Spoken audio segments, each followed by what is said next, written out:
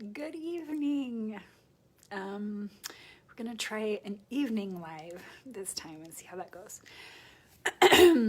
So tomorrow I am teaching a workshop on boundaries at a local school to the faculty and staff.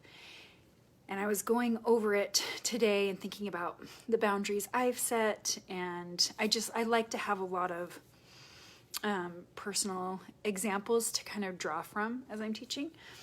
And I was talking to a friend and I was like, what are my boundaries? I was like, I know I have them, but I was trying to think of like specific examples.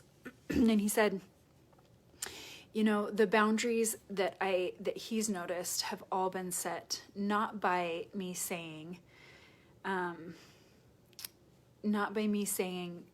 this is my boundary, don't cross it. If you do, this is what will happen, which I think often we have to do, right? When our boundaries are being violated, we have to sort of identify and state to someone what they are and then tell them what will happen if they keep violating it.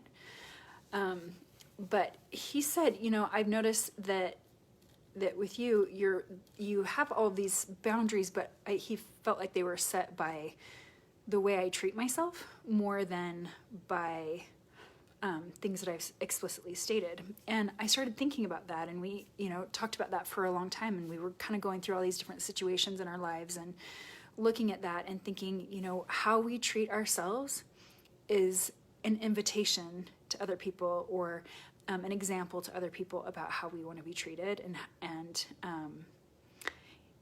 like the expectations that we have for those around us. So if I'm belittling myself all the time and I'm being hard on myself, then the chances are I'm not going to set a firm boundary about other people treating me that way, if that makes sense.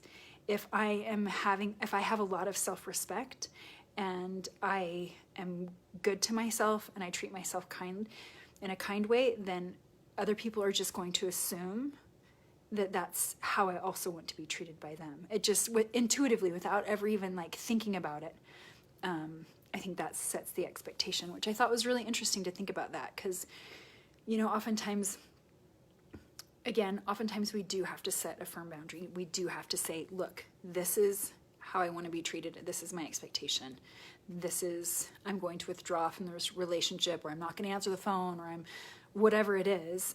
Setting that sort of consequence doesn't feel like the right word, but I can't think of a better one if the boundary keeps being violated. But before we ever get to that, I think we have to set far fewer boundaries if we treat ourselves the way we expect other people to treat us. The golden rule is treat other people how you want to be treated, but treat yourself how you want to be treated.